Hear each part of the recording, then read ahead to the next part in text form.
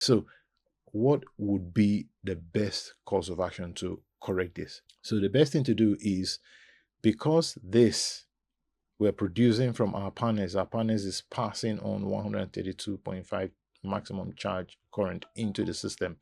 What we now need to do is to connect an extra battery to it. As a minimum, the installer is supposed to connect like 2 of these batteries to it.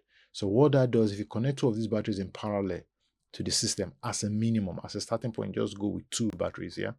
So the maximum charge current that is 100 amps for a single battery, by the time you connect 2 batteries in parallel, this maximum charge current is going to double to 200 amps.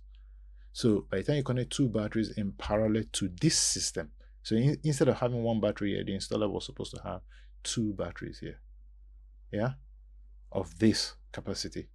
So if we put those 2 batteries there connected in parallel, what will happen is our maximum charge current is going to double to 200 amps, which will make the inverter happy because it can now pass all this current into the battery. And the battery itself now, since they are now 2 connected in parallel, we divide these 132.5 amps coming from the inverter or the charge controller, to divide it into 2. So we have 66.25 amps going into each battery that is connected in parallel. So what that means is that will be less than the maximum charge current, and this system would then be okay to then function very well. And besides, it will also help the client, it will give the client extra storage to power their loads, yeah, maybe 8 hours, yeah, and that is when they switch off their 3 freezers and not use the blender, yeah, then it could last 8 to 12 hours. Yeah, all right. So, but and also remember the manufacturer's recommended charge current is 50 amps. So in order to meet this, be under 50 amps, we can add a 3rd battery to it connected in parallel, and the charge controller with the MPPT will be happy because it can divide the whole this maximum charge current that is being passed to it. It can just send everything to the 3 batteries, and each battery will get about 44.2 amp, which is now below the recommended charge current. Yeah, so 3 batteries will be an ideal case, meeting the battery manufacturer's specification for an ideal case. Yeah, 2 batteries will be okay. Yeah, we're still not exceeding the maximum charge current of 100 amps. So as a minimum in this installation, the installer is supposed to use 2 batteries. Yeah. All right. That brings us to yet this topic, which is, I think, is very, very important on how to connect batteries in parallel. Yeah. So this is the correct way to connect batteries in parallel. Yeah. So what you do is, you see, if you want to connect these 2 batteries in parallel, you take 2 cables, cable 1 and cable 2. They must be of the same length. Yeah, you connect the negative of this negative terminal of this battery to the negative terminal of this battery with this length of cable, and then the equal length you use to connect the positive of both terminals. So that is why I put here that the length of cable 1 and cable 2, and I highlighted them in yellow, that they have the length has to be equal. Cable 4 and cable 3, the length can vary, doesn't matter. Yeah, but cables 1 and cable 2 have to be of the same length.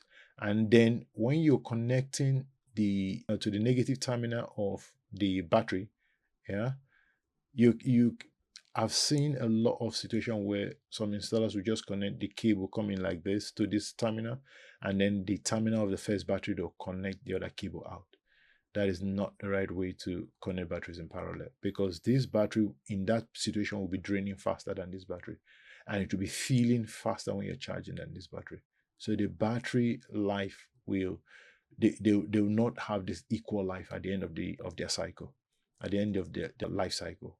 If it is lithium batteries, I think 10 to 15 years. So one will give up, one will die before the other.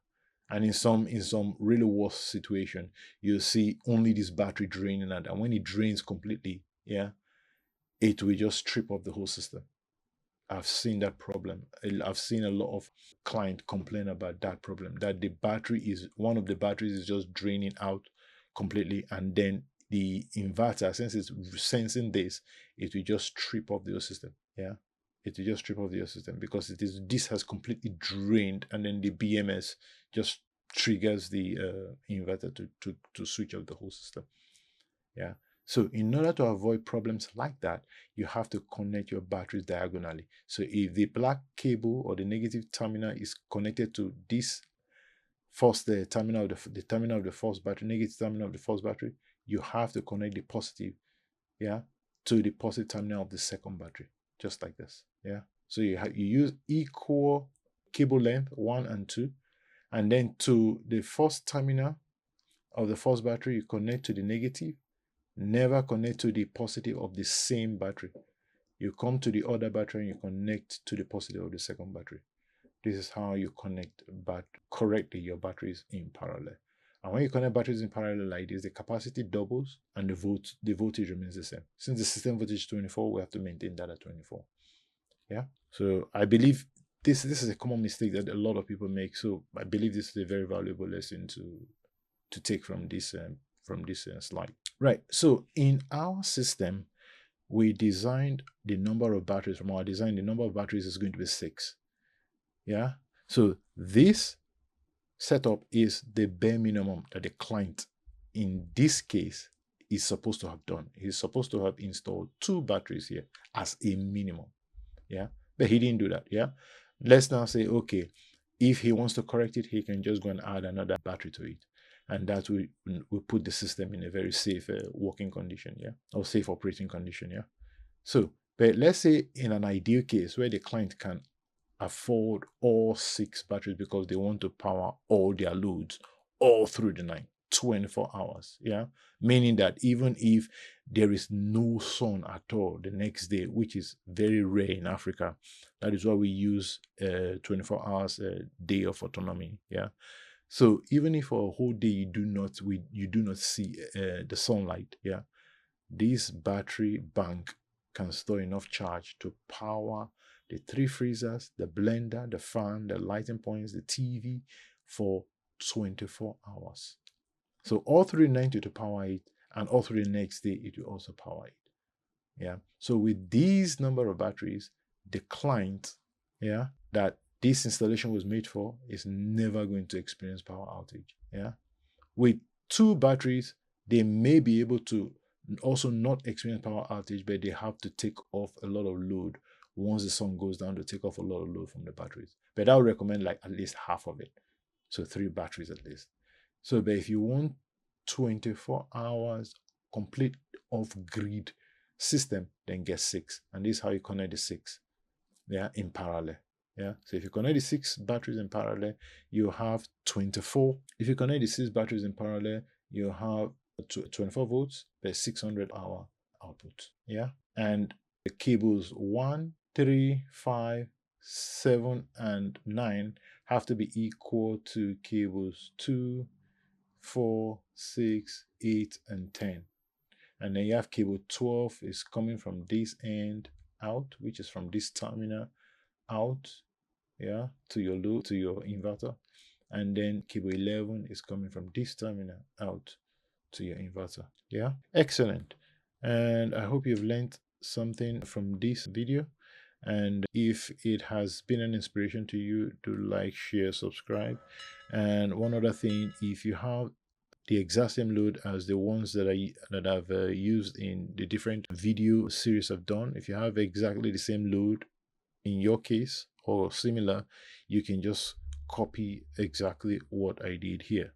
But if you do not have the same load case and you want me to take a look at your own particular load case, just drop it in the comment section that you have these, and these loads, and just let me know your location, and then I'll do a design that is custom to where you are, and then I'll post the video here so that we all can also learn from it. Yeah. All right. Excellent. So once again, thanks for your time, and I'll see you on the next one.